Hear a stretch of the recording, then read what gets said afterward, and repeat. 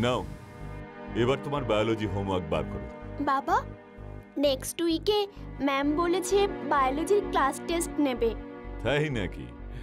কোন চ্যাপ্টারে? আরশোলা আর প্রজাপতির লাইফ সাইকেল। ওহো, ওটা তো সোজা। তুমি জানো তো কিভাবে প্রজাপতির ডিম থেকে প্রজাপতি হয়? হ্যাঁ, ম্যাম পড়িয়েছেন। প্রথমে প্রজাপতি গাছের পাতায় বা ডালে অনেক ডিম পাড়ে, তারপর সেই ডিম থেকে ছোট ছোট শুঁয়োপোকা বেরোয়। বেশ, তারপর? এই তো বইতে ছবি দেওয়া আছে।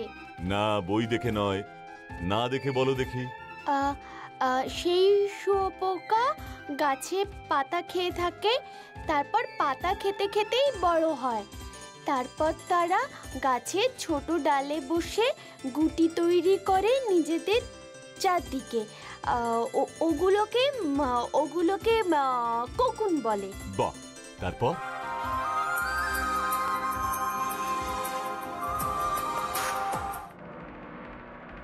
হ্যালো। হ্যাঁ গায়ত্রী, বলো।